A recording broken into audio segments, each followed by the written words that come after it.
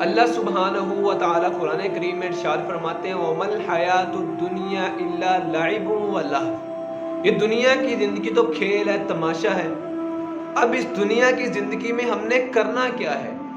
آخر ہمارے ذہن میں یہ سوال آتا ہے نا کہ ہم اس دنیا میں بھیجے کیوں گئے ہیں، ہمارا دنیا میں آنے کا مقصد کیا ہے؟ ہمارا جو دنیا میں آنے کا مقصد ہے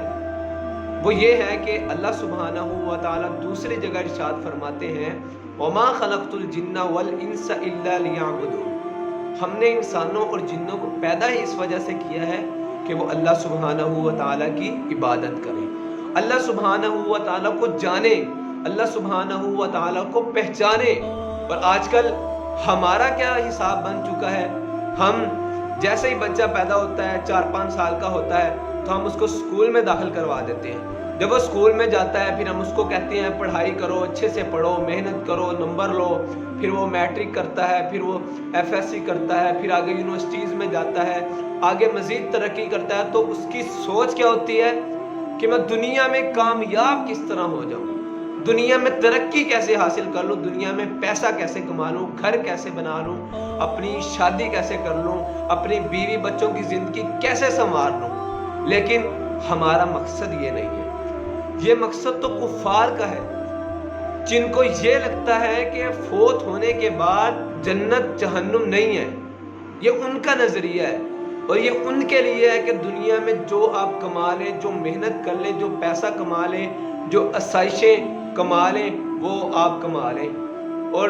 جو پریشان ہیں، جو اس طرح ہیں، تو انہیں لگتا ہے کہ یہ اس کے لیے عذاب ہے۔ لیکن ہمارے لیے تو ایسا نہیں ہے، ہمارے لیے تو غریب انسان کے بارے میں آتا ہے، اللہ کے رسول صلی اللہ علیہ وسلم نے فرمایا کہ جو شخص غریب ہے وہ 500 سال پہلے جنت میں چلا جائے گا، اور جنت میں اس طرح جائے گا کہ اگر وہ ساری زندگی غم میں رہا، پریشان رہا، مسکین رہا، اس کے پاس کھانے کے لیے کچھ نہیں تھا، اس کے والدین نہیں تھے، اتنا غریب تھا کہ لوگ اس کو ٹھڈے مارتے تھے، اتنا غریب تھا، لیکن جب وہ جنت میں جائے گا، جنت میں صرف جا کے ایسے دیکھے گا جنت کو اور سارے غم بھول جائے گا، ساری زندگی، ساری دنیا کے جتنے غم تھے اس کو سارے غم بھول جائے گا۔ اور وہ شخص جس نے دنیا میں آسائشیں دیکھی ہیں، جس کو دنیا میں سب کچھ ملا ہے، جب وہ جہنم میں جائے گا اور جہنم کو بس دیکھے گا ہی ساری آسائشیں بھول جائے گا، اس قدر خوفناک جہنم ہے۔ اور اللہ سبحانہ و تعالیٰ سورۃ نساء میں فرماتے ہیں نا کہ جب جہنم میں میں داخل کروں گا تو ان کی کھالیں جل جائیں گی، جب جل کے ان کی کھالیں اتریں گی تو میں پھر دوبارہ ان کی کھال بنا دوں گا اور دوبارہ ان کی کھال لگا دوں گا، وہ پھر جلے گی، پھر لگا دوں گا، پھر جلے گی، پھر جلا دوں گا، پھر جلے گی، اس قدر عذاب ہوگا۔ اور اللہ کے رسول صلی اللہ علیہ وسلم نے اپنے صحابی کو نصیحت کی نا کہ دنیا میں امیر نہ ہونا،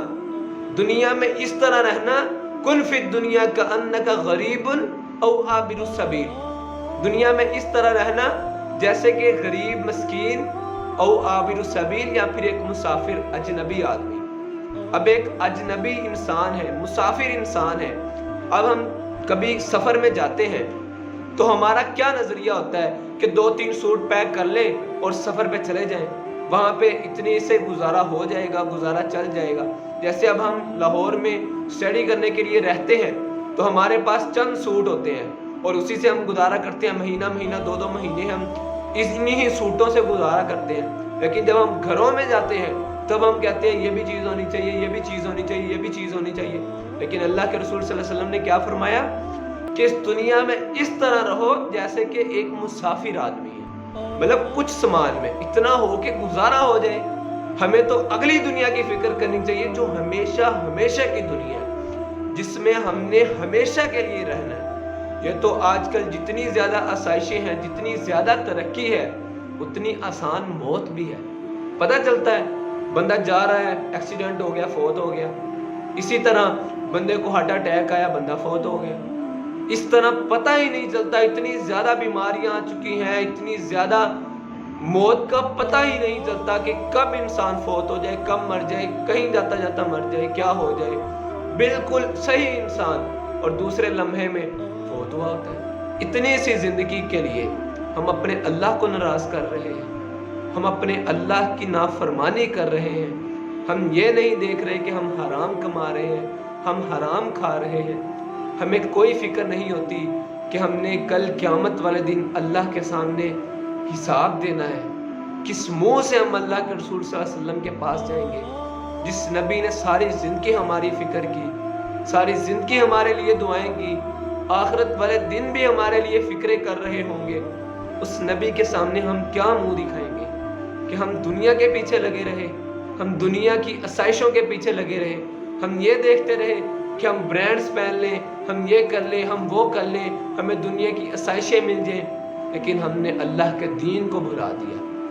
یہاں تک کہ کوئی دیندار لوگ بھی ہمارے معاشرے میں، ہمارے پاکستان کے اندر اگر کوئی دین کے بارے میں سوچتا ہے یا دین کے بارے میں کوئی شخص بات کرتا ہے تو اس کو برا بھلا کہا جاتا ہے، تنگ نظری سے اس شخص کو دیکھا جاتا ہے. کیوں؟ اس وجہ سے کہ یہ دین کی بات کر رہا ہے. کیا ہم نے مرنا نہیں ہے؟ کہ ہمیں آخرت کی فکر نہیں ہے؟ یہ اتنی سی زندگی کے لیے، اتنی سی زندگی، اور قیامت والا جو دن ہے اس کی ایک زہر کے برابر بھی یہ زندگی نہیں ہے. اور جو جنت ہے وہ ہمیشہ ہمیشہ کے لیے، ہمیشہ ہمیشہ کے لیے، جو ختم ہونے والی زندگی ہی نہیں ہے. اور یہ زندگی جس کا ہمیں پتہ ہی نہیں ہے کہ کب ختم ہو جانی، اور ہم اس کے پیچھے لگے ہوئے ہیں.